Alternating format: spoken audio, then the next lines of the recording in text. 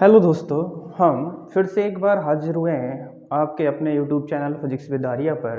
जैसे कि हमने आपको बताया था कि हम जो 50 क्वेश्चन है उसकी एक सीरीज़ लेके आएंगे। ठीक है, तो उसकी एक सीरीज हम लेके आ रहे हैं जो आपको दिख रहा है कि top most important question 50 question है जो हम अपने YouTube channel physics with Arya पर लेकर आए हैं। ठीक है, इसकी एक सीरीज चलनी है, आप सब जानते हैं। जैसे आपको बताया था कि 50 क्वेश्चन जो इस साल के जो इम्पोर्टेंट क्वेश्चन होंगे उसकी मैं एक सीरीज आपको साथ लेके आऊँगा और उसके 2-2, 3-3 या 4-4 क्वेश्चन, 5-5 क्वेश्चन पर डे एक वीडियो में आपको मिलते रहेंगे। इस प्रकार से हम 10 वीडियो जो बनाएंगे और पर डे आज से लगातार आपको ये क्वेश्चन 10 दिन के अंतराल पर ये 10 वीडियो मिल जाएंगे, जिसमें इस साल के इम्पोर्टेंट फर्स्ट फिजिक्स और सेकंड फिजिक्स के क्वेश्चन दोनों ही हम कराएंगे। ठीक है, तो एक सीरीज मैं आपके लिए आया हूँ।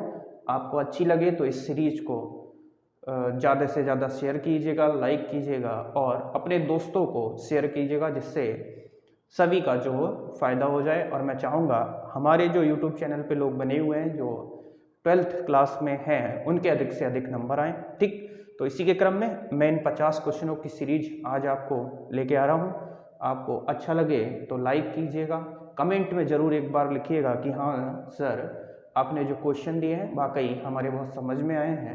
एक एक क्वेश्चन की हम डिटेल में यहाँ चर्चा करने वाले हैं, इसलिए मैं ज़्यादा क्वेश्चन लूँगा नहीं, सिर्फ 5 क्वेश्चन या 4 क्वेश्चन ही इस सीरीज 1 घंटे के अंदर मुझे पढ़ाने हैं। तो इन 50 क्वेश्चनों की इतनी अच्छी तैयारी करनी है आपको कि इनमें से कोई सी भी क्वेश्चन आ जाए तो आपको क्या हो, आपको वो आना चाहिए पेपर में। ठीक, तो ज़्यादा टाइम खराब ना करते हुए अब चलते हैं क्वेश्चन की तरफ। आइए, नेक्स्ट क्वेश्चन आपके पास जो है, पहला क्वेश्चन जो है, जैसे कि हमने आपको पिछली वीडियो में दिखाए भी थे, सारे 50 क्वेश्चन आपको एक बार सबको दिखा दिए गए थे, तो उसी में से मैंने क्वेश्चन लिया है पहला।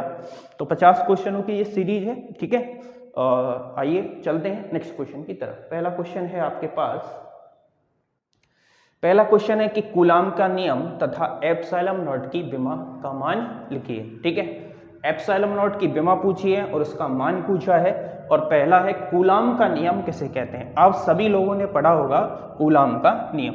तो क्या है कूलाम का नियम, आइए चलते हैं कूलाम के नियम की तरफ। ठीक, तो आप सब जानते हैं कि मान लो ये एक बिंदु है ए और एक बिंदु ये क्या है बी। ए पर जो आवेश रखा है वो Q1 है और बी पर जो आवेश रखा है वो क्या है Q2। दोनों के बीच की दूरी हमने क्या ले ली, स्मॉल r। दोनों के बीच की दूरी Q1 के कारण जो बल लग रहा है उसको हम नाम दे देते हैं FA, और बिंदु V के कारण जो वैद्युत बल लग रहा है उसको नाम दे देते हैं हम FV। ठीक, तो दो बल हो गए आपके पास, F1 FV क्या, F1 FA और FV क्या है, ये आपके कौन से बल हैं भाई, वैद्युत बल। क्या बल है, वैद्युत बल। ठीक, तो कूलाम का नियम कहता है क्या कि दो बिंदु आवेशों के मध्य या दो बिंदु के मध्य लगने वाला वैद्युत बल, किन्हीं दो बिंदुओं के मध्य लगने वाला वैद्युत बल। तो दो बिंदुओं के मध्य वैद्युत बल क्या लग रहा है, F, जो समानुपाती होगा किसके, दोनों आवेशों के गुणनफल के, दोनों आवेशों के गुणनफल के, तथा बीच की दूरी के वर्ग के क्या हो जाएगा, व्युत्क्रमानुपाती। ठीक, बीच की दूरी के वर्ग के क्या हो जाएगा, व्युत्क्रमानुपाती। अब जब दोनों को मिलाएंगे तो F समानुपाती Q1 Q2 अपान क्या आ जाएगा, R²। समानुपाती का चिन्ह हटाते हैं तो एक कांस्टेंट आता है, यहाँ A ले लीजिए, Q1 Q2 R²। ठीक, जहाँ A का मान हम लिखते हैं कितना, 1/4 पाई एप्सिलॉन नॉट के। ठीक, लिखेंगे जहाँ A बराबर 1/4 पाई एप्सिलॉन नॉट के। मान लग दीजिए यहाँ पे, तो F बराबर आ जाएगा क्या, 1/4 पाई एप्सिलॉन नॉट के Q1 Q2 अपान R²। ठीक है, यही आपका क्या है, कूलाम का नियम। तो किस प्रकार इसको लिखेंगे, ठीक है, मैं बोल रहा हूं, इसके साथ ही अगर आप नोट्स बना रहे हैं इन 50 क्वेश्चनों के तो लिखते जाइएगा। ठीक, तो क्या परिभाषा लिखेंगे, आइए देखिए कि किन्हीं दो बिंदु आवेशों के मध्य लगने वाला वैद्युत बल। भाई दो बिंदु आवेश हैं, एक Q1 है और एक बिंदु क्या है, Q2। तो किन्हीं दो बिंदुओं के मध्य लगने वाला वैद्युत बल आवेशों के गुणनफल के समानुपाती तथा बीच की दूरी r क्या है, बीच की दूरी के वर्ग के क्या होता है, व्युत्क्रमानुपाती। ये व्युत्क्रमानुपाती का चिन्ह है। समानुपाती का मतलब अगर Q का आवेश का मान बढ़ेगा तो वैद्युत बल का भी मान क्या होगा, बढ़ेगा, और बीच की दूरी अगर बढ़ती है तो वैद्युत बल का मान घटेगा। व्युत्क्रमानुपाती का मतलब है व्युत्क्रम, ठीक। एक चीज बढ़ेगी तो एक चीज क्या होगी, घटेगी। मतलब r का मान अगर कम करेंगे तो वैद्युत बल का मान क्या होगा, बढ़ेगा, और r का मान अगर बढ़ाएंगे मतलब बीच की दूरी अगर बढ़ाएंगे तो वैद्युत बल का मान क्या होगा, कम हो जाएगा, ठीक। तो फिर से सुन लीजिए, लिखिए एक बार कि किन्हीं दो बिंदुओं के मध्य लगने वाला वैद्युत बल। देखिए दो बिंदुओं के मध्य लग रहा है वैद्युत बल, तो दो बिंदुओं के मध्य लगने वाला वैद्युत बल आवेशों के गुणनफल के समानुपाती तथा बीच की दूरी के वर्ग के क्या होता है, व्युत्क्रमानुपाती। इसे ही हम कहते हैं कूलाम का नियम, ठीक। फिर से सुन लीजिए, किन्हीं दो बिंदुओं के मध्य लगने वाला वैद्युत बल आवेशों के गुणनफल के समानुपाती तथा बीच की दूरी के वर्ग के क्या होता है, व्युत्क्रमानुपाती होता है। इसे हम कूलाम का नियम कहते हैं, ठीक। स्क्वायर है इसलिए हम इसको बोलेंगे वर्ग, ठीक है। स्क्वायर है, दो लगा है, दो का मतलब हिंदी में होता है वर्ग और इंग्लिश में बोलते हैं इसको स्क्वायर, ठीक। तो इसे यहीं से एक शब्द आया। पूरी परिभाषा जो है आप चित्र से और फार्मूले से लिखिएगा तो आपको जल्दी से याद हो जाएगी, ठीक है। तो फिर से देख लें, आई होप आपको समझ में आया होगा। एक बार मैं फिर से बोल दे रहा हूँ, आपने नहीं लिखा है तो लिख लीजिए कि किन्हीं दो बिंदुओं के मध्य लगने वाला वैद्युत बल आवेशों के गुणनफल के समानुपाती तथा बीच की दूरी के वर्ग के क्या होता है, व्युत्क्रमानुपाती होता है, ठीक। यहां से लिखेंगे F समानुपाती Q1 Q2, F व्युत्क्रमानुपाती 1/r², दोनों को मिलाया Q1 Q2 अपॉन r²। समानुपाती का चिन्ह हटेगा तो a कांस्टेंट ले लेंगे, जहां a की value 1/4πε0 k Q1 Q2 upon r², ठीक। ये आपके कूलाम का नियम था जो आपसे पूछ रहा था। अब पूछ रहा है कि एप्सिलॉन नॉट का मान तथा विमा। एक और चीज यहाँ पे लिख लीजिए, इस पूरे की वैल्यू होती है, जहां करके लिखेंगे, जहां 1/4π एप्सिलॉन नॉट के इस पूरे की वैल्यू होती है 9 गुणा 10⁻9, ठीक है। मात्रक जरूरी लिखना है तो मात्रक लिखेंगे न्यूटन मीटर स्क्वायर प्रति कूलाम स्क्वायर, इस पूरे की वैल्यू हो जाएगी, ठीक है। और अब पूछ रहा है आपसे एप्सिलॉन नॉट की विमा तथा मात्रक, ठीक। तो वो लिखिए, देखिए एप्सिलॉन, ठीक है, नॉट की विमा तथा मान।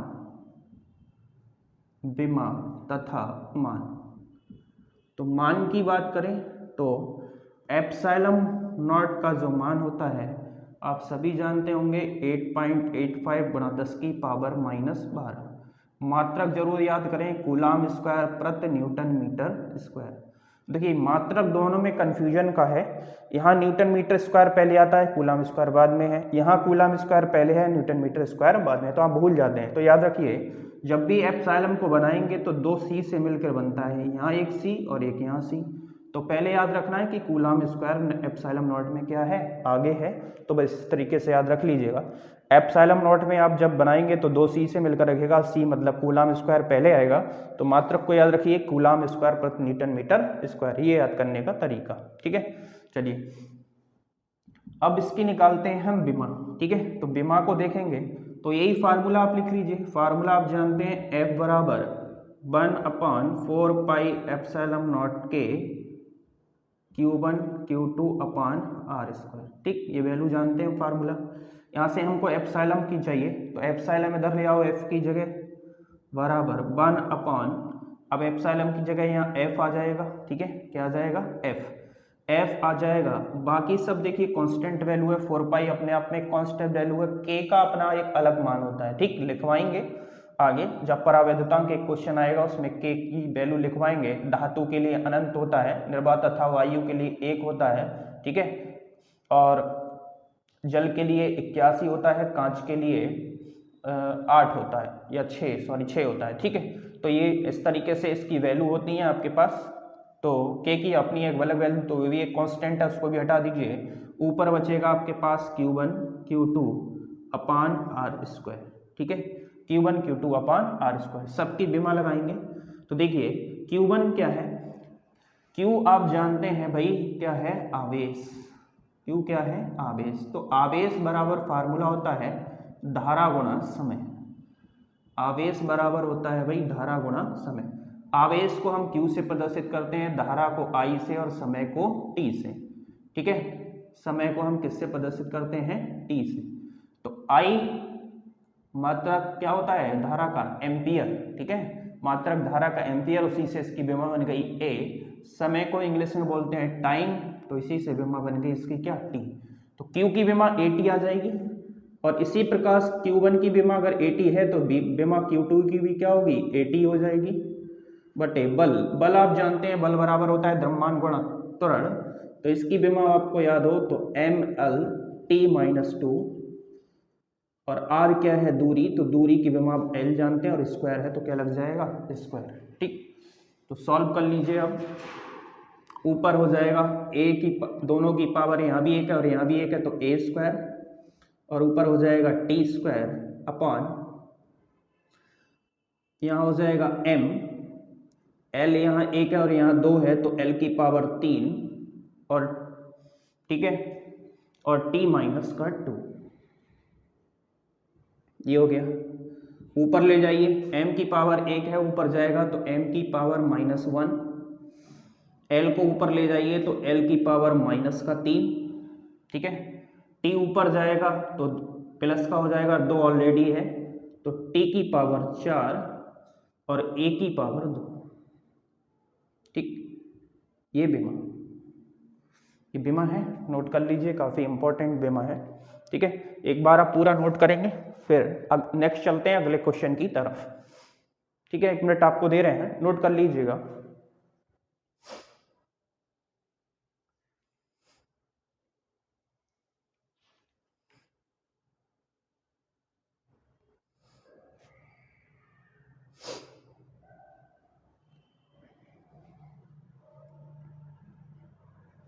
ठीक है, कूलाम का नियम हमने पढ़ लिया और एप्सिलॉन नॉट की विमा, और इसका मान पढ़ लिया। मान होता है 8.85 × 10⁻12 कूलाम स्क्वायर प्रति न्यूटन मीटर स्क्वायर।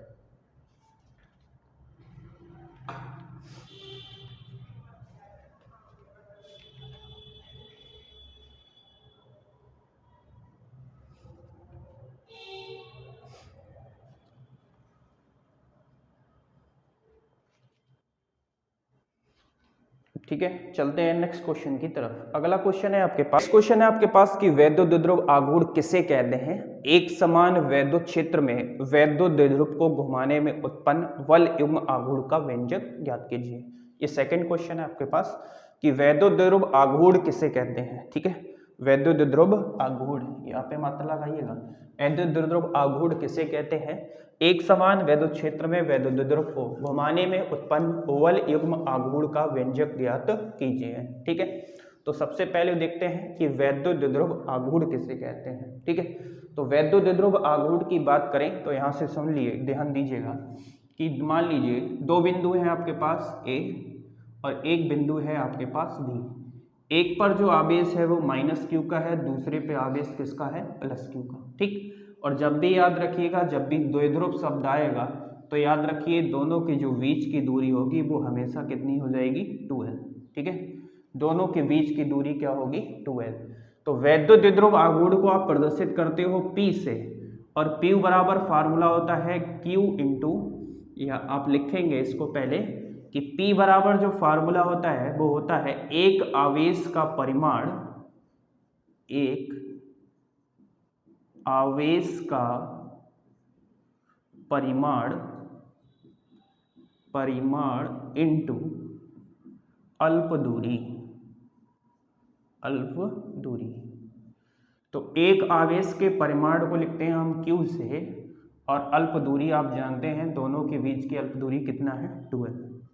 तो P बराबर फार्मूला बन जाता है ये 2Q1। यही है आपका वैद्युत द्विध्रुव आघूर्ण। परिभाषा कैसे लिखेंगे सुनिए, ठीक है, कुछ नहीं, परिभाषा सिर्फ आपको फार्मूले से लिखनी है कि एक आवेश का परिमाण तथा अल्प दूरी के गुणनफल को हम क्या कहते हैं, वैद्युत द्विध्रुव आघूर्ण कहते हैं, ठीक। आई होप आपको बहुत अच्छी लगी होगी, तो अच्छी लगी होगा तो लाइक करिएगा और कमेंट भी कीजिएगा। एक आवेश का परिमाण तथा अल्प दूरी के गुणनफल को हम क्या कहते हैं? वैद्युतद्रुव आघूर्ण। ठीक, एक आवेश का परिमाण तथा अल्प दूरी के गुणनफल, बीच में किसका साइन है? गुणनफल का, गुणा का, तो गुणनफल बोल दीजिए।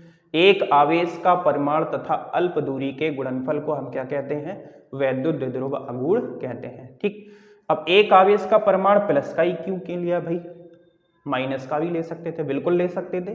देखिए, परिमाण का मतलब होता है, अगर यहाँ आप माइनस का लेंगे तो मॉड लगाएंगे, परिमाण का मतलब होता है मॉड, और मॉड से अगर माइनस की चीज आप बाहर निकाल रहे हैं तो वो प्लस की आ जाएगी, तो आंसर तब भी प्लस का क्या आएगा? Q into 2L। और अगर प्लस का ले रहे हैं तो प्लस की तो मॉड के अंदर प्लस ही है, तो बाद बाहर भी निकल के क्या रहेगी? प्लस की रहेगी, तो प्लस में ही आएगा। हम कहने का मतलब है कि जो आवेश लेंगे वो पॉजिटिव लेते हैं, और आवेश जो अल्प दूरी जो होगी वो हमेशा याद रखिए, जब भी द्विध्रुव आएगा तो बीच की अल्प दूरी आपको कितनी लेनी है? 2L। अल्प दूरी बोलते हैं 2L ले लेते हैं। ठीक, क्योंकि अगर आप इससे पढ़ें कि वैद्युत अगर द्विध्रुव को आप समझें तो वैद्युत द्विध्रुव की सिर्फ परिभाषा ये कहती है कि दो बराबर किंतु विपरीत प्रकार के आवेशों का निकाय क्या कहलाता है? वैद्युत द्विध्रुव। ठीक, दो विपरीत, विपरीत मतलब ये माइनस और ये क्या है? प्लस। ये 5 होगा तो 5 कूलाम ये भी होगा, लेकिन ये माइनस का होगा और ये किसका होगा? प्लस का होगा। ठीक, तो इनके जो बीच में होती है वो दूरी बहुत अल्प होती है, इसलिए इनको हम लेते हैं 2L। 10 की पावर शायद -13, लगभग -13 की इनके बीच की दूरी होती है, इसलिए हम उसको अल्प दूरी बोलते हैं और अल्प दूरी लेते हैं वो 2L। ठीक, तो वैद्युत द्विध्रुव को हमने बढ़ाया कि दो बराबर किंतु विपरीत प्रकार के आवेशों का निकाय जो कहलाता है सिर्फ वैद्युत द्विध्रुव कहलाता है, और वैद्युत द्विध्रुव जो आघूर्ण होता है वो एक आवेश का परिमाण तथा अल्प दूरी के गुणनफल को हम कहते हैं वैद्युत द्विध्रुव आघूर्ण।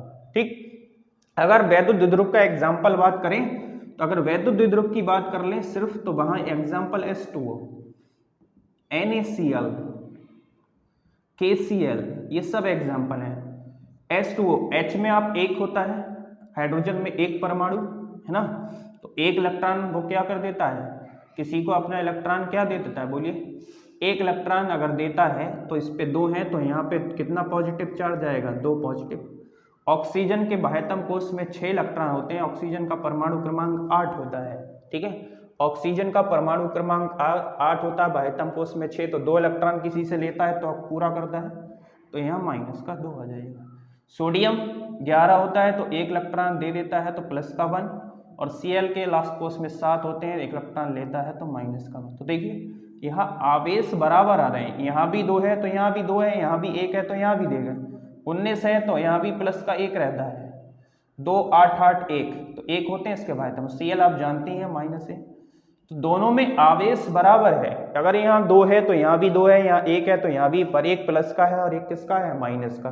तो बस यही कहता है वैद्युत द्विध्रुव। ठीक, तो वैद्युत द्विध्रुव कहता है कि किस एक आवेश का परिमाण, वैद्युत द्विध्रुव कहता है कि किन्हीं समान तथा विपरीत प्रकार के आवेशों का निकाय क्या कहलाता है? वैद्युत द्विध्रुव कहलाता है। ठीक, तो मैंने एक्स्ट्रा जानकारी आपको दे दी है वैद्युत द्विध्रुव, क्योंकि वैद्युत द्विध्रुव आघूर्ण में वैद्युत द्विध्रुव भी आ रहा है, तो इसलिए वैद्युत द्विध्रुव को आपको जानना आवश्यक था, तो इसलिए मैंने वैद्युत द्विध्रुव को बता दिया कि दो बराबर किंतु विपरीत प्रकार के आवेशों का निकाय क्या कहलाता है? वैद्युत द्विध्रुव। ठीक, लेकिन वैद्युत द्विध्रुव आघूर्ण क्या कहलाता है कि एक आवेश का परिमाण तथा अल्प दूरी के गुणनफल को हम कहते हैं वैद्युत द्विध्रुव आघूर्ण कहते हैं। ठीक, तो आई होप ये समझ में आएगा। ये फार्मूला होता है P = 2QL।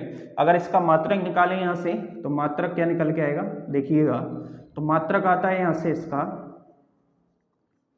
मात्रक, आवेश का मात्रक कूलाम, लंबाई का मात्रक मीटर। ठीक है, तो कूलाम मीटर इसका मात्रक है, कूलाम मीटर।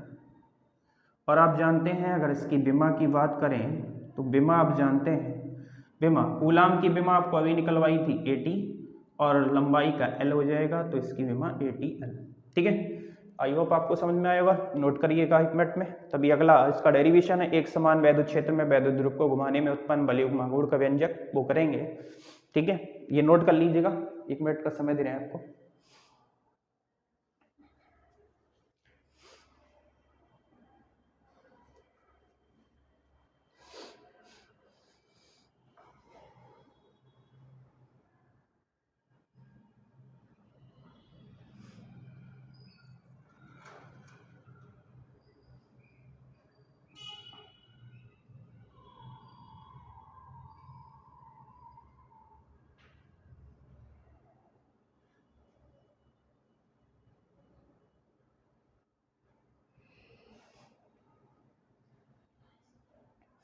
ठीक है, चलिए देख कि एक समान वैद्युत क्षेत्र में वैद्युत द्विध्रुव को घुमाने में उत्पन्न बल युग्म आघूर्ण का व्यंजन। तो मान लीजिए चित्र बना रहे हैं पहले, ये कोई वैद्युत क्षेत्र है E,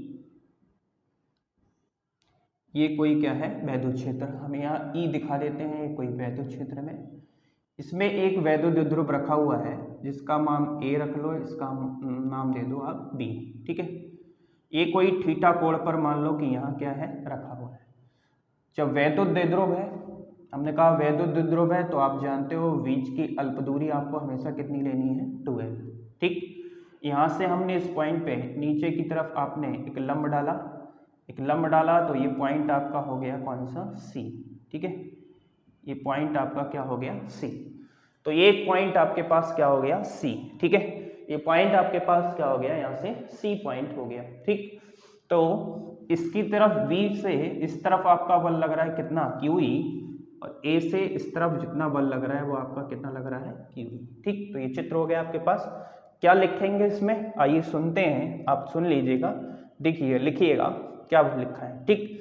कि माना एक वैद्युत द्विध्रुव क्या है AB, ठीक। माना एक वैद्युत द्विध्रुव क्या है AB, ठीक। लिखते रहिएगा या सुन लीजिएगा या फिर लिखिएगा कि माना एक वैद्युत द्विध्रुव AB है जिस पर दोनों के बीच की अल्प दूरी कितनी है 2l, ठीक। दोनों के बीच की अल्प दूरी कितनी है 2l, या इस पर आप -q आवेश लिख लीजिएगा, इस पर आप कौन सा आवेश की +q आप तो लिख लीजिएगा कि माना एक वैद्युत द्विध्रुव AB है जिस पर -q तथा +q का आवेश है, दोनों के बीच की अल्प दूरी कितनी है 2l, ठीक। फिर से सुनेंगे कि माना एक वैद्युत द्विध्रुव AB है जिस पर -q तथा +q का आवेश है, बीच की अल्प दूरी कितनी है 2l है, एक समान वैद्युत क्षेत्र में थीटा कोण पर रखा हुआ है, ठीक। एक समान वैद्युत क्षेत्र में कितने थीटा कोण पर रखा हुआ है। तो क्या लिखेंगे कि माना एक वैद्युत द्विध्रुव AB जिस पर -q तथा +q का आवेश है, बीच की अल्प दूरी कितनी है 2l है, एक समान वैद्युत क्षेत्र में थीटा कोण पर रखा हुआ है, ठीक। +q आवेश के कारण वैद्युत बल कितना लग रहा है QE, जो चुंबकीय क्षेत्र की कौन सी है दिशा में है, ठीक है। +q आवेश के कारण वैद्युत बल QE वैद्युत क्षेत्र की दिशा में लग रहा है, और उतना ही बल बिंदु A के कारण वैद्युत क्षेत्र की विपरीत दिशा में लग रहा है। उतना ही बल कितना QE इतना लग रहा है देखो, लेकिन ये वैद्युत क्षेत्र की किसकी दिशा में है, विपरीत दिशा में लग रहा है, ठीक। तो क्या लिखेंगे कि माना एक वैद्युत द्विध्रुव AB जिस पर -q और +q का आवेश है, -q और +q का क्या है आवेश, दोनों के बीच की अल्प दूरी क्या है 2l, ठीक। एक समान चुंबकीय क्षेत्र में क्या है रखा हुआ है, ठीक। बिंदु B के कारण वैद्युत क्षेत्र की दिशा में कितना बल लग रहा है QE, और बिंदु A के कारण उतना ही बल वैद्युत क्षेत्र की विपरीत दिशा में लग रहा है।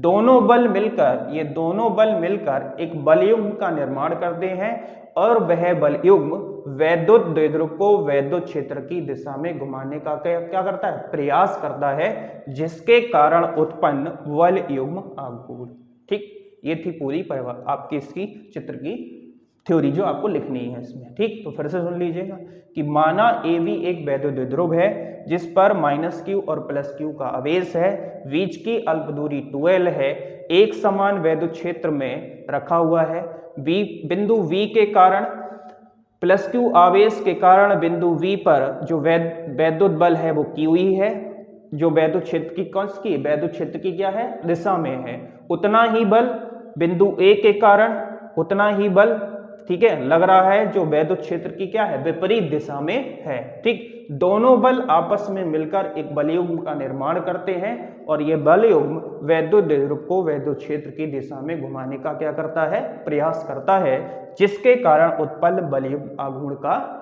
बल युग्म आघूर्ण, ठीक। तो बल युग्म आघूर्ण देखेंगे, तो बल युग्म आघूर्ण को हम प्रदर्शित करते हैं बेटा टाउ से, और टाउ बराबर फार्मूला होता है बल गुणा विस्थापन, बल गुणा लंबवत दूरी, ठीक है। फार्मूला होता है बल गुणा लंबवत दूरी, ठीक है, लंबवत दूरी। तो बल आपको पता है यहाँ कितना लग रहा है, QE दोनों तरफ ही, और लंबवत दूरी जो आपने लंब डाला है वो लंबवत दूरी है, मतलब क्या है, VC। ये समीकरण नंबर आपके पास क्या हो गई, 1। अब हमें VC की वैल्यू चाहिए, तो हमारे पास एक त्रिभुज आपके पास दिख रहा है, त्रिभुज ABC से।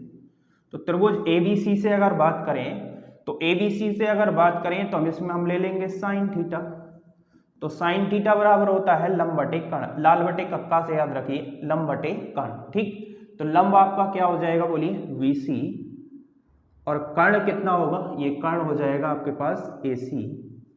तो साइन थीटा बराबर VC आपको निकालना ही था, AC की वैल्यू आपने पहली ले रखी है कितनी, 2L। तो जो VC बराबर आ जाएगा वो आ जाएगा 2L साइन थीटा, ठीक है।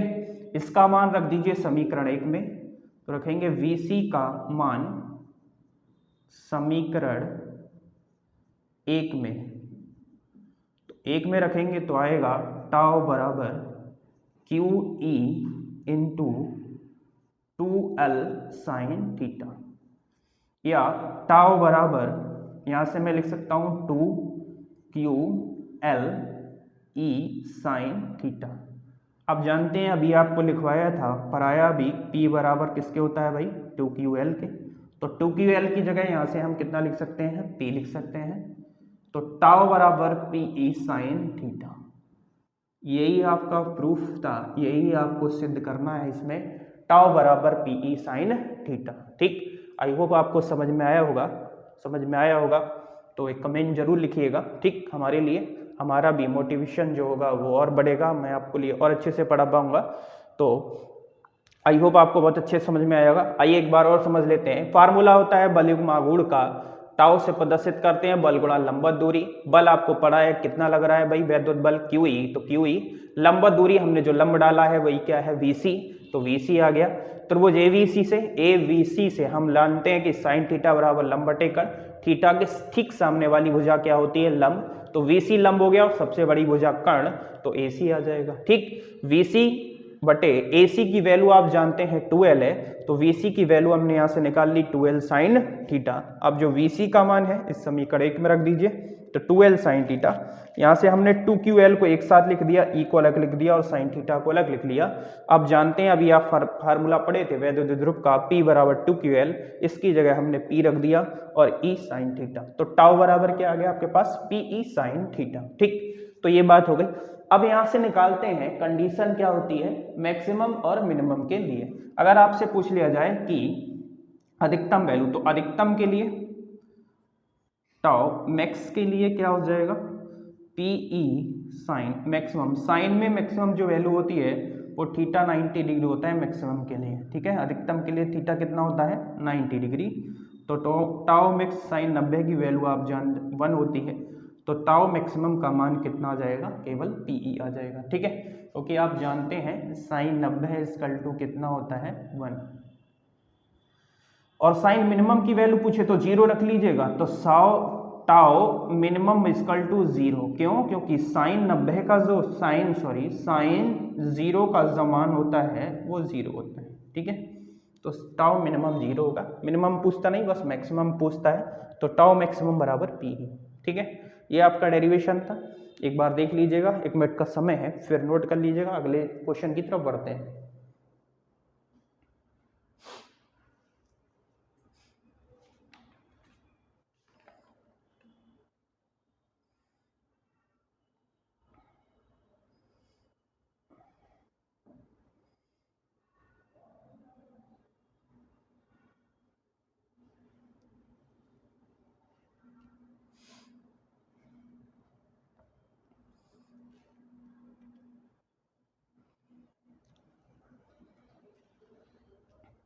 ठीक है, आइए अगला क्वेश्चन है आपके पास क्या, कि वैद्युत द्विध्रुव की अक्षीय ब्रैकेट में अनुदैर्ध्य स्थिति के कारण वैद्युत क्षेत्र की तीव्रता का व्यंजक। तो अक्षीय और निरक्षीय दोनों बहुत इंपॉर्टेंट क्वेश्चन है आपके लिए, क्योंकि आप जब 3rd चैप्टर में पढ़ेंगे वैद्युत विभव वहां भी अक्षीय निरक्षीय है, तो आप यहाँ की अक्षीय निरक्षीय अगर आप अच्छे से पढ़ लेते हैं तो आगे के 2 चैप्टर आए जिसमें आपको अभी अक्षीय निरक्षीय चुंबकत्व में मिलेगी अक्षीय निरक्षीय।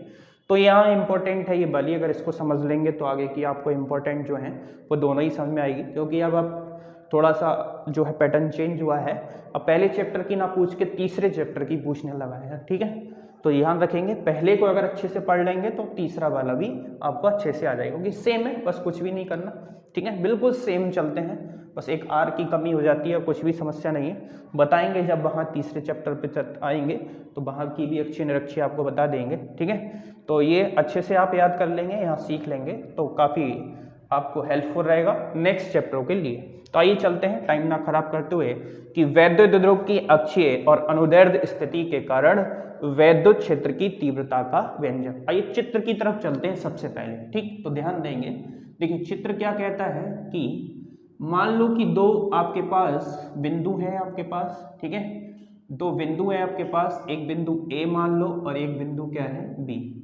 ए पर जो आवेश है वो आपका माइनस का क्यू है और बी पर जो आवेश है वो क्या है प्लस का क्यू, ठीक है। अब देखिए नाम आया है वैद्युत ध्रुव, तो दोनों आवेशों के बीच की अल्प दूरी कितनी हो जाएगी भाई 12, और मध्य बिंदु इसका क्या मान लेते हैं हम O। जब ये मध्य बिंदु हो गया, पूरी दूरी 12 है, तो यहाँ से यहाँ तक की L हो जाएगी और यहाँ से यहाँ तक भी कितनी हो जाएगी L, तभी पूरी कितनी हो जाएगी 12, ठीक है।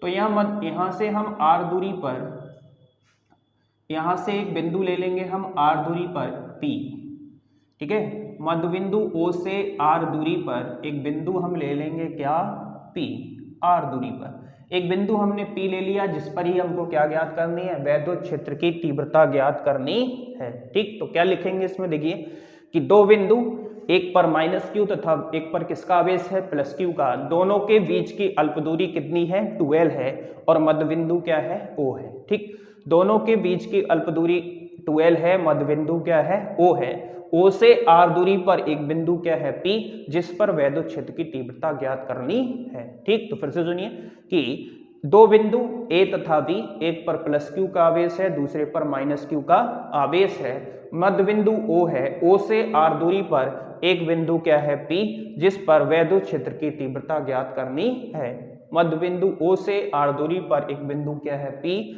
जिस पर वैद्युत क्षेत्र की तीव्रता ज्ञात करनी है, ठीक। फिर से सुनिए कि A तथा V दो बिंदु हैं जिस पर माइनस क्यू तथा प्लस क्यू का आवेश है, मध्य बिंदु O से R दूरी पर एक बिंदु P है, जिस पर वैद्युत क्षेत्र की तीव्रता ज्ञात करनी है, ठीक है, जिस पर वैद्युत क्षेत्र की तीव्रता ज्ञात करनी है, तो ठीक है, जिस पर वैद्युत क्षेत्र की तीव्रता ज्ञात करनी है, तो ठीक है। तो आइए देखते हैं हम यहाँ पे। तो सबसे पहले हमें दो चीजें ज्ञात करनी है, एक माइनस क्यू से P पर बिंदु पर निकालेंगे, एक प्लस क्यू से B बिंदु पर निकालेंगे P पर।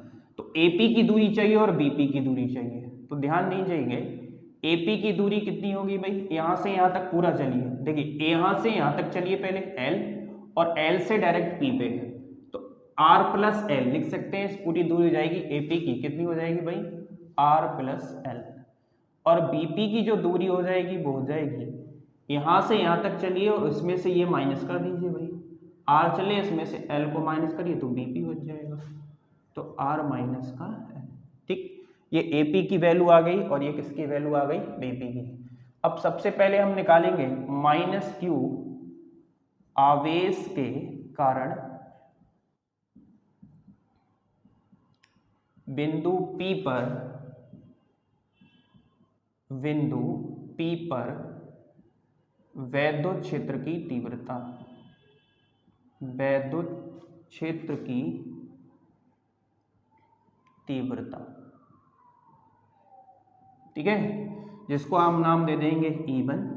फार्मूला आप जानते हो वैद्युत क्षेत्र की तीव्रता का 1/4 एप्सिलॉन नॉट Q अपान, ठीक है, Q अपान R स्क्वायर। R की जगह हम क्या लेंगे, Q माइनस क्यू के कारण ले रहे हैं, A से वहां तक ले रहे हैं, तो R की जगह हम कितना लेंगे AP का क्या आ जाएगा स्क्वायर, या E1 बराबर 1/4 epsilon not Q upon AP की जगह हम लिख लेंगे कितना R प्लस L का होल स्क्वायर। ये समीकरण नंबर क्या हो गई 1, ठीक है। यहाँ तक नोट करिएगा। AP की वैल्यू रख दी हमने R+L, ठीक है। इसमें K लेते चलिएगा, 4πε0 K हम भूल गए थे, K लिख लीजिएगा, ठीक है। 4πε0 K R+L का होल स्क्वायर, ठीक है। नेक्स्ट चले, ऐसे ही +Q आवेश के कारण, +Q आवेश के कारण,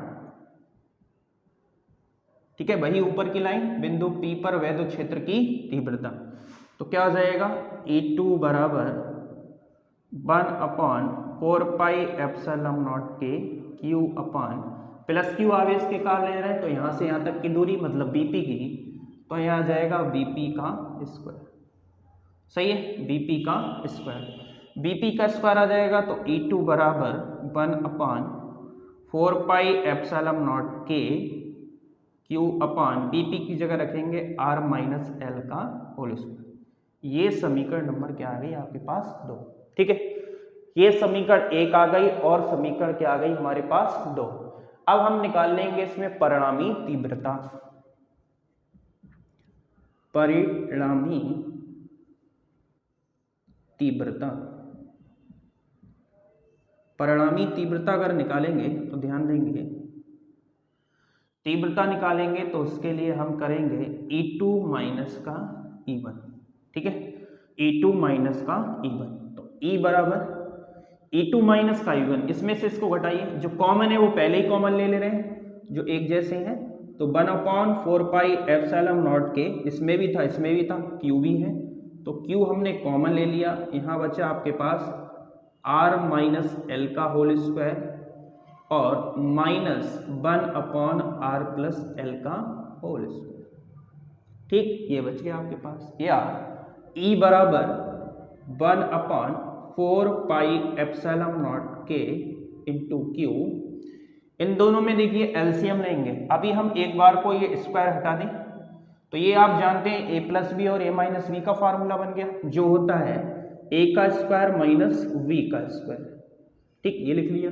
अब चूंकि इसके ऊपर स्क्वायर लगा हुआ था तो इन दोनों के ऊपर क्या लगा देंगे आप, स्क्वायर लगा लीजिए, ठीक, इसको इधर ले आइएगा इसके साथ, तो R+L का होल स्क्वायर माइनस R-L का होल स्क्वायर, ये इधर पहुंच जाएगा, ठीक, ऊपर का होल स्क्वायर खोलेंगे तो E बराबर 1/4πε0 K Q, ये A+B का होल स्क्वायर आप जानते हैं, A का स्क्वायर प्लस B का स्क्वायर प्लस का 2AB 2RL, माइनस का खोलिए, A का स्क्वायर प्लस B का स्क्वायर माइनस का 2RL बटे R का स्क्वायर माइनस L का स्क्वायर इंटू होल स्क्वायर, ठीक, ये आ गया। या यहां से आप देखिएगा, यहां से इधर लाइन खींचते रहे, इधर E बराबर क्या बचा आपके पास 1/4πε0 K Q आ गया है आपके पास भाई R का स्क्वायर प्लस L का स्क्वायर प्लस का 2RL माइनस का चिन्ह है, देखिए माइनस है तो अंदर के चिन्ह सारे चेंज हो जाएंगे, तो ये माइनस का आ जाएगा माइनस का L स्क्वायर प्लस का 2RL, ठीक है, बटे आपका आ जाएगा R square minus L square और पूरे का क्या आ जाएगा होल स्क्वायर, ठीक है, इतना नोट करेंगे। हम एक बार चेक कर लें कि ये कट तो नहीं रहा, ठीक है, आई होप नहीं कट रहा है, पूरा रहा है, ठीक है। चलिए आगे देखते हैं, इसमें फिर E बराबर 1/4πε0 K Q, देखिए ये प्लस का और ये माइनस का, ये प्लस का और ये माइनस का, कितना बच गया 4RL बटे R square minus L square का होल स्क्वायर, ठीक है। अब ऊपर देखिए क्या हो जाएगा 1/4πε0 K, मैं 2 को 4 को लिख सकता हूँ, 2 गुणा 2, साथ में Q है और L भी है और इंटू R भी है, बटे R square minus L square का क्या हो जाएगा होल स्क्वायर। आप जानते हैं P बराबर किसके होता है भाई 2QL के, तो 2ql की जगह हम p लिख सकते हैं, तो 1/4πε0 के 2p इंटू r बटे r² माइनस l² का होल स्क्वायर। यहाँ लिखेंगे कि r बड़ा है किससे, l से, तो r² बहुत बड़ा होगा किससे, l² से, तो हम किसको छोड़ देंगे, l² को छोड़ने पर। ठीक है, तो हम यहाँ पे छोड़ देंगे, तो छोड़ दिया, तो छोड़ने पर क्या बचेगा भाई, e बराबर 1/4πε0 के 2p इंटू r बटे r का स्क्वायर कितना हो जाएगा, r की पावर 4। एक r से एक r यहाँ कैंसिल हो गया, तो फार्मूला आ जाएगा e बराबर 1/4πε0 के 2p अपान r की। ठीक है, यही आपका प्रूफ है अक्षीय स्थिति के लिए। ठीक है, रिपीट करके देखेगा, आई होप आपको अच्छा समझ में आएगा। पूरी स्टेप बाय स्टेप मैंने आपको चीज़ें बता दी गई हैं। अच्छा, एक नाम इसमें जरूर आता है, देखिए उसको भी समझ लीजिए। अनुदैर्ध्य क्यों नाम देते हैं भाई, अक्षीय का मतलब है जो आपने ए बी दिया है उसी के अक्ष में एक पी बिंदु ले लिया है, तो ये तो मतलब अक्षीय हो गया। देखिए, अनुदैर्ध्य तरंगे और अनुप्रस्थ तरंगे आपने दो तरंगे पढ़ी होंगी। तो अनुदैर्ध्य तरंगे भी होती हैं जो तल के समांतर चले, तो तल के समांतर ही एक पी बिंदु लिया है, इसलिए इसमें नाम आ गया है अनुदैर्ध्य। और जो अगली स्थिति आप पढ़ेंगे अनुप्रस्थ निरक्षीय, तो निरक्षीय आप उसमें बिंदु जो पी लेंगे वो लंबवत लेते हैं ऊपर की तरफ। ठीक है, तो वो निरक्षीय हो जाएगा, क्योंकि आप अक्ष पे नहीं ले रहे हैं, उसी अक्ष पर दूसरे अक्ष पर ले रहे हैं, तो सिर्फ निरक्षीय हो जाएगा। और उसको नाम देते हैं अनुप्रस्थ। तो अनुप्रस्थ तरंगे वे तरंगे होती हैं जो तल के लंबवत चलती हैं, तो इसलिए वो पी बिंदु हम कहाँ लेंगे, लंबवत लेंगे। और इसमें कहाँ लिया गया है, समांतर, क्योंकि अनुदैर्ध्य तरंगे वे तरंगे होती हैं जो तल के क्या चलती हैं, समांतर। ठीक, तो इसमें पी बिंदु समांतर लेते हैं, दोनों में अंतर है। ठीक है, तो ये आई होप समझ में आया होगा, एक बार आप नोट करिएगा पूरा। फिर चलते हैं अपने नेक्स्ट निरक्षीय स्थिति की तरफ।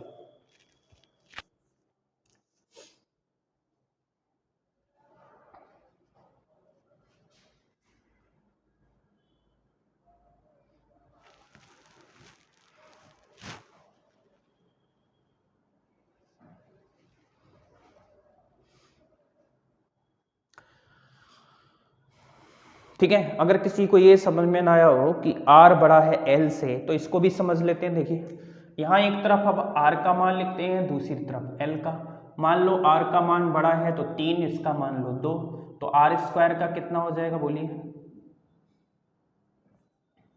r² का 3 का स्क्वायर कर दीजिए 9, 2 का स्क्वायर कर दीजिए 4। यहाँ अंतर 1 का था, लेकिन यहाँ अंतर कितना हो गया, 5 का। ऐसे ही अगर इसकी मान वैल्यू हम मान लें यहाँ पे 4 और इसकी वैल्यू मान लें 3, तो 4 का स्क्वायर 16 और 3 का स्क्वायर 9, 7 का अंतर आ गया। तो जितनी जैसे जैसे आप वैल्यू बढ़ाते रहेंगे वैसे वैसे स्क्वायर का अंतर क्या होगा, बढ़ता जाएगा।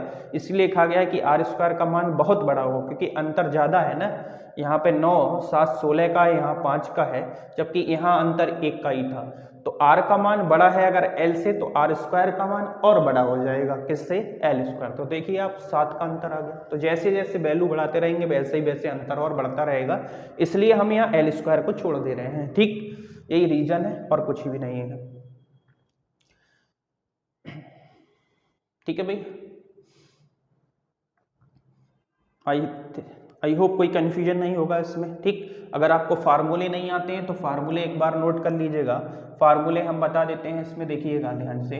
फार्मूले आपको अगर लिखा है तो a प्लस v का जो होल स्क्वायर होता है वो होता है a का स्क्वायर प्लस v का स्क्वायर प्लस का 2ab, और a माइनस v का जो होल स्क्वायर होता है वो होता है a का स्क्वायर प्लस v का स्क्वायर माइनस का 2ab। और एक फार्मूला ये भी है कि a प्लस v, और एक ब्रैकेट में लिखा है a माइनस वी, तो ब्रैकेट में लिखेंगे ये फार्मूला हो जाएगा a² माइनस v² के, जो हमने यहाँ किया था। ठीक है, ये फार्मूले हैं। ठीक है, चलते हैं नेक्स्ट क्वेश्चन की तरफ। नेक्स्ट क्वेश्चन है हमारे पास कि वैद्युत द्विध्रुव की अनुप्रस्थ या निरक्षीय स्थिति में वैद्युत क्षेत्र की तीव्रता का व्यंजक।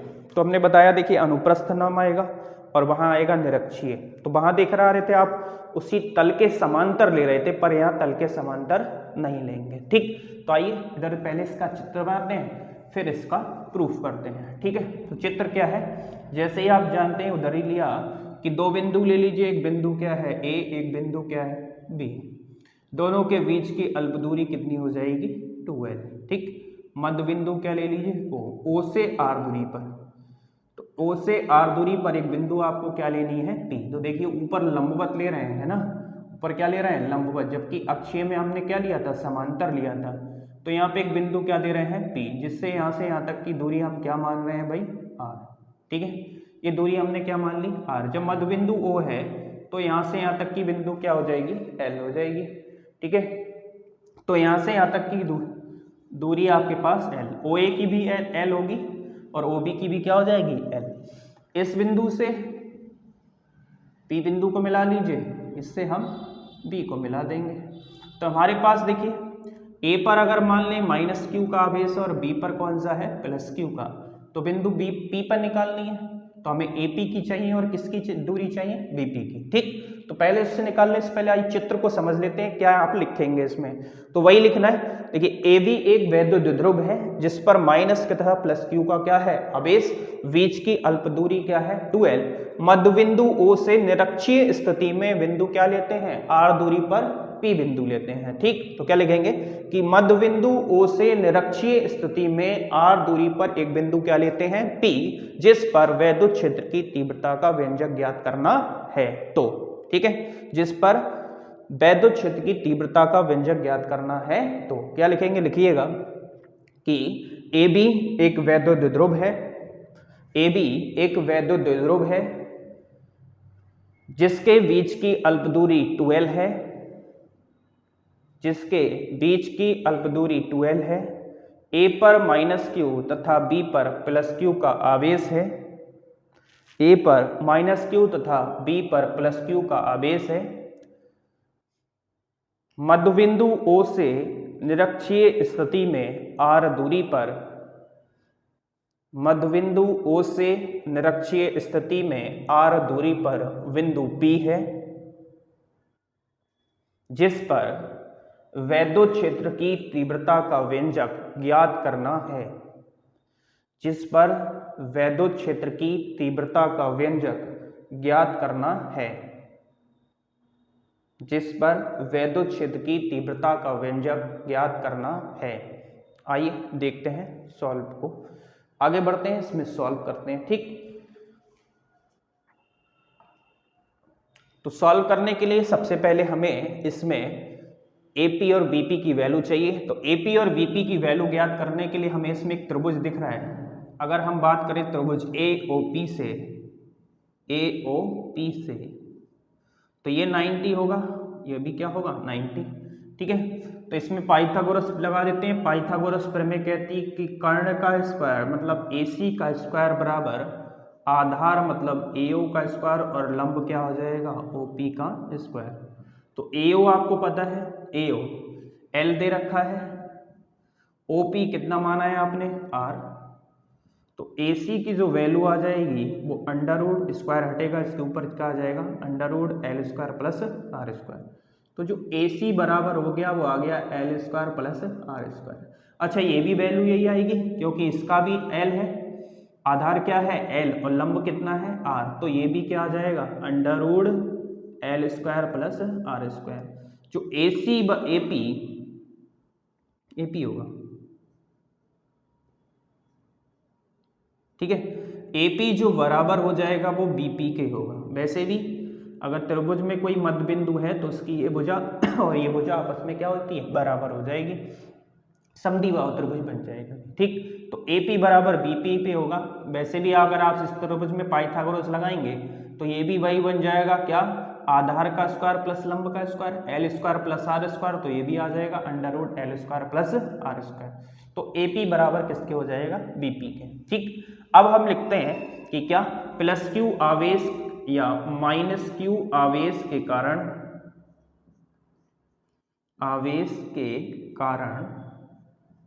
बिंदु P पर वैद्युत क्षेत्र की तीव्रता,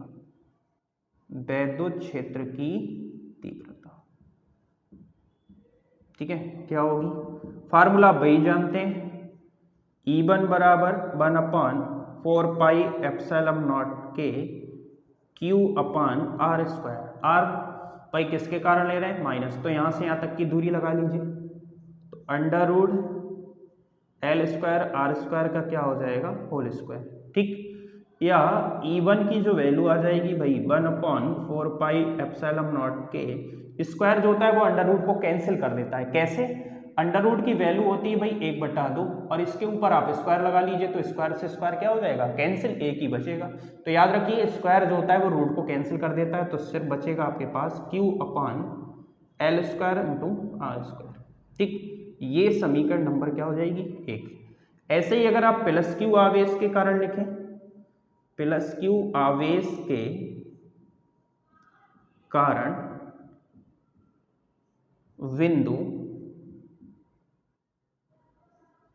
बिंदु P पर वैद्युत क्षेत्र की तीव्रता, तो प्लस क्यू का आवेश के कारण E2 बराबर 1 सेम यही आ जाएगी बिल्कुल, क्योंकि सब चीज तो बराबर ही है। σ0 के Q/ यही आ जाएगा L² + r²। ठीक, समीकरण नंबर 2। हमें समीकरण 1 व 2 से ये पता चल रहा है, 1 व 2 से क्या पता चल रहा है भाई कि जो E1 है बराबर है किसके? E2 के। E1 बराबर किसके है? E2 के। दोनों सेम वैल्यू आ गई, E1 बराबर E2 की। अब जाइए पिछले वाले डेरिवेशन में जिसमें आपने अक्षीय में लिखा तो यहाँ पे आपने E1 और E2 निकाला था, फिर परिणामी तीव्रता निकाली थी। तो परिणामी तीव्रता में से आपने क्या किया था? E2 में से E1 को क्या कर दिया? माइनस। पर यहाँ पे अगर E2 में से E1 को माइनस किया तो दोनों सेम है, कट जाएंगे, आपस में क्या हो जाएगा? 0। पर वैद्युत क्षेत्र की तीव्रता कभी शून्य नहीं होती है, और यहाँ पे चूंकि अगर घटाएंगे तो शून्य आ जाएगी, तो इसलिए हम क्या करते हैं, इसके वैद्युत क्षेत्र की तीव्रता को हम दो घटकों में क्या कर लेते हैं? वियोजित कर लेते हैं। एक घटक कौन सा है? ऊर्ध्वाधर घटक, और दूसरा कौन सा है? क्षैतिज घटक। ठीक, तो इधर देखेंगे तो यहां से हम वैद्युत क्षेत्र की तीव्रता को दो घटकों में क्या कर लेंगे? वियोजित कर लेंगे। ठीक, तो दो घटक कौन कौन से होंगे? देखिएगा, ध्यान दीजिएगा। ठीक है, तो देखिए यहां मैं एक चित्र बना रहा हूं, उसको ध्यान दीजिएगा। ठीक है, ये दो घटक हैं आपके पास, ये मान लो ऊपर इधर वाला हो जाएगा, ये हो जाएगा E1 और ये हो जाएगा E2। ये हो जाएगा E1 sin थीटा और ये जो हो जाएगा वो होगा E2 sin थीटा। ये बिंदु O मान लो। इधर की तरफ आप चलेंगे तो ये हो जाएगा E2 cos थीटा और यही हो जाएगा E1 cos थीटा। तो ये आपका ऊर्ध्वाधर घटक और ये कौन सा है? क्षैतिज घटक। तो यहाँ हम इसको दो घटकों में वियोजित करेंगे, लिखेंगे यहाँ लाइन क्या कि वैद्युत क्षेत्र की तीव्रता कभी शून्य नहीं हो सकती, इसलिए वैद्युत क्षेत्र की तीव्रता को हम दो घटकों में वियोजित करते हैं। पहला कौन सा भाई? पहला हम लिखेंगे कौन सा? ऊर्ध्वाधर घटक, ऊर्ध्वाधर घटक। और दूसरा कौन सा हो जाएगा? सेकंड होगा आपका क्षैतिज घटक, क्षैतिज घटक। ठीक है, दो घटकों में वियोजित कर लेंगे, चित्र बनाएंगे, फिर दो घटकों में वियोजित। अब इसमें ध्यान दीजिएगा, ऊर्ध्वाधर घटक 0 हो जाएगा। कैसे होगा? देखिए E1 sin थीटा और E2 sin थीटा अब जानते हैं। E1 बराबर है E2 के, ये समीकरण हमने यहां से निकाल ली। E1 बराबर किसके है? E2 के। तो मैं चाहें तो इस E2 की जगह यहां लिख सकता हूं, देखो E1 sin थीटा, कोई समस्या नहीं, क्योंकि E2 बराबर किसके है? E1 के हैं। या यहां भी हम E2 sin थीटा लिख सकते हैं, क्योंकि E1 बराबर किसके है? E2 के हैं। देखिए लेकिन दोनों की दिशा क्या है? विपरीत। एक ऊपर की तरफ है, एक क्या है? नीचे की तरफ। तो इसलिए दोनों आपस में क्या हो जाएंगे? कैंसिल हो जाएंगे, और ये क्या हो जाएगा? 0। तो ऊर्ध्वाधर घटक में आप क्या लिखेंगे? इसके बाद आप लिखिएगा E1 बराबर E2 के कि वैद्युत क्षेत्र की तीव्रता कभी शून्य नहीं हो सकती, इसलिए वैद्युत क्षेत्र की तीव्रता को हम दो घटकों में वियोजित करते हैं। नंबर पहला हेडिंग डालेंगे ऊर्ध्वाधर घटक, उसमें क्या लिखेंगे? लिखिए कि E1 sin थीटा और E2 sin theta, E1 sin theta और E2 sin थीटा आपस में बराबर किंतु विपरीत दिशा में होने के कारण किंतु विपरीत दिशा में होने के कारण आपस में निरस्त हो जाएंगे। बराबर किंतु विपरीत दिशा में होने के कारण आपस में निरस्त हो जाएंगे। होने के कारण आपस में निरस्त हो जाएंगे। ठीक, देखिए दिशा इनकी विपरीत है, एक ऊपर की तरफ एक नीचे की तरफ, इसलिए आपस में क्या हो जाएंगे, कैंसिल आउट हो जाएंगे, एक प्लस का और एक माइनस का 0 हो जाएगा। अब बात कर लेते हैं, हेडिंग आपका होगा क्षैतिज घटक। ठीक, क्या होगा, क्षैतिज घटक। ठीक, साइड में इसका ये वाला चित्र ही बना लीजिएगा। तो क्षैतिज घटक में लिखना पहले क्या लिखेंगे कि E1 cos थीटा और E2 cos थीटा समान दिशा में होने के कारण, E1 cos theta E2 cos theta समान दिशा में होने के कारण आपस में जुड़ जाएंगे। आपस में जुड़ जाएंगे। ठीक है, जोड़ लीजिएगा, जोड़ेंगे आपस में, चित्र बना लीजिएगा एक मिनट में। समान दिशा में होने के कारण आपस में जुड़ जाएंगे। ठीक, तो जोड़ लीजिएगा और चित्र बना लीजिएगा। तो जोड़ेंगे तो देखिए क्या आ जाएगा, E बराबर E1 cos theta plus E2 cos theta. आपको पता है कि E1 बराबर किसके है, E2 के, तो मैं लिख सकता हूं यहां से E1 cos theta plus E2 की जगह आप E1 लिख सकता हूं। आप कुछ भी नहीं, यहाँ E2 भी लिख सकते हो। ठीक है, इसकी जगह आप E2 भी सकते हो, तो यहाँ पे E2 cos थीटा आपस में जुड़ जाएगा। तो जोड़ेंगे दोनों को तो 2E1 cos थीटा आ जाएगा ये। ठीक है, या E बराबर 2, E1 की वैल्यू यहां से रख दीजिए, समीकरण 1 से E1 की वैल्यू आपके पास है कितनी, 4 पाई एप्सिलॉन नॉट के Q upon under R L square R square. ठीक, ये वैल्यू है आपके पास, वो रख दी आपने, इनटू कॉस थीटा। ठीक है, कॉस थीटा। अब यहां से आपको कॉस थीटा की वैल्यू निकालनी है। किसकी वैल्यू निकालनी है, कॉस थीटा। तो यहां से एक त्रिभुज आप फिर से ले लीजिए। ठीक है, तो किसकी बात करेंगे, ये मान लीजिए आपके पास समीकरण नंबर हो गई 3। तो त्रिभुज आप ले लेंगे AOP से, AOP से। तो आप जानते हैं cos थीटा बराबर लाल बटे कक्का, अगर आपके पास पता हो क्या है, होता है LAL KKA। तो cos इस पे आता है तो आधार बटे कर्ण हो जाएगा। ठीक है, आधार बटे कर्ण। तो आधार L है, अब कर्ण कितना है, under root L square plus R square. Under root, ये वैल्यू हो जाएगी आपके पास cos थीटा की। थीटा का जो मान है वो cos थीटा का मान समीकरण नंबर हम किस में रख देंगे, 3 में। तो लिखेंगे cos थीटा का मान समीकरण 3 में। ठीक है, तो समीकरण 3 में हम रख देते हैं cos थीटा का मान। तो रखेंगे तो क्या आ जाएगा, E बराबर 2 1/4 पाई एप्सिलॉन नॉट के Q upon L square plus R square into cos theta की जगह रख देंगे L upon under root L का स्क्वायर प्लस आर का स्क्वायर। ठीक है, यहां तक हमारे पास ये समीकरण आ गई है। क्या आ गई हमारे पास, कि हमारे पास समीकरण आ गई है कि E बराबर 2 गुणा 1/4 pi epsilon naught Q upon under root L square plus R square गुणा में L upon under root L square plus का आर स्क्वायर। ठीक, अब क्या करेंगे, यहां से देखिए, यहां पे लिख रहे हैं, यहां से E बराबर क्या करेंगे, ऊपर में 1/4 पाई एप्सिलॉन नॉट के को लिख ले रहा हूं, यहाँ 2QL आ जाएगा। देखिए ऊपर 2QL और नीचे देखिए यहाँ पावर 1 है, L square plus R square, कुछ नहीं है तो पावर 1, और इनटू में L square plus R square की अंडर रूट है तो अंडर रूट की वैल्यू होती है 1/2। ठीक, तो E बराबर 1/4 पाई एप्सिलॉन नॉट के 2QL आप जानते हैं किसके बराबर होता है, P के बराबर। ठीक, आपको पढ़ाया था अभी, P बराबर किसके, 2QL के। 2QL की जगह P रख देते हैं, एक और एक में जोड़ दीजिए, तो एक में जब 1/2 गुणा में घातें जुड़ जाती हैं तो उसमें जोड़ेंगे तो देखिए यहाँ एलसीएम 2 आ जाएगा, 2 एकम 2 और 1 यहाँ पे तो 3/2। 3/2 1.5 हो गया, वैसे भी 1 में आप आधा जोड़ते हैं तो 1.5 हो जाएगा। तो L² प्लस R² पूरे की पावर 3/2।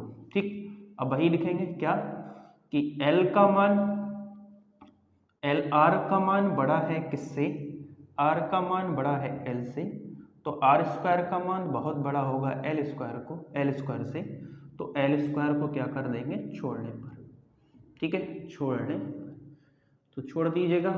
तो E बराबर क्या हो जाएगा 1/4πε0K P/R² पूरे की पावर 3/2, 2 से 2 स्क्वायर, 2 से 2 यहाँ कैंसिल हो जाएगा। E बराबर आ जाएगा 1/4πε0K P/R3। ठीक है, तो ये आपका प्रूफ है जो आ गया। तो दोनों में अंतर क्या रहता है, वहाँ 2P/R3 है, यहाँ केवल क्या है P/R3। आई थिंक 4 क्वेश्चन हमने इसमें कराए हैं, तो चारों आपको आई थिंक समझ में आए होंगे। ठीक है, और इस क्वेश्चन को आप दोबारा देख सकते हैं। तो हमने कुछ भी नहीं किया, सिर्फ आपको ये पहले ये निकालना था विकर्ण AP की वैल्यू और BP की। ठीक, तो पाइथागोरस से हमने निकाल ली कार्य² बराबर आधार स्क्वायर प्लस लंब स्क्वायर, दोनों बराबर होगी। तो हम जानते हैं -q के कारण हम फार्मूला 1/4πε0Q/R², R² दोनों का बराबर है, तो समीकरण 1 बराबर किसके आ गई 2 के। अब आपने पिछले में किया स्थिति में परिणामी तीव्रता निकालने के लिए E2 में से किसको माइनस किया, E1 को, लेकिन यहाँ अगर E2 में से E1 को माइनस किया तो वैद्युत क्षेत्र की तीव्रता 0 हो जाएगी, पर वैद्युत क्षेत्र की तीव्रता 0 नहीं होती है। तो इसके बाद आपने लिखा कि वैद्युत क्षेत्र की तीव्रता 0 नहीं होती, इसलिए 2 घटकों में विभाजित कर लिया, एक ऊर्ध्वाधर घटक, दूसरा कौन सा क्षैतिज।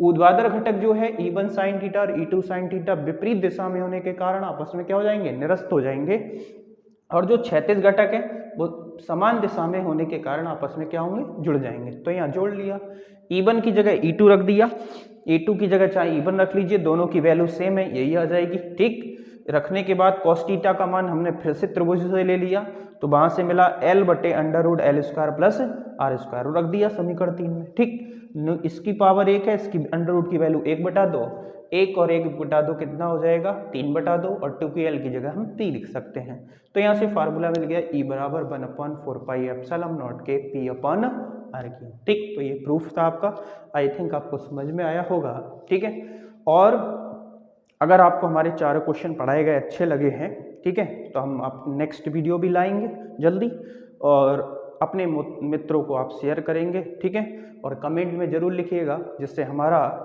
जो उत्साह है वो भी बढ़ेगा और अच्छे से मैं आपको पढ़ा सकूंगा। ठीक है, धन्यवाद। इसी के लिए आज की क्लास यहीं तक खत्म करते हैं। Thank you.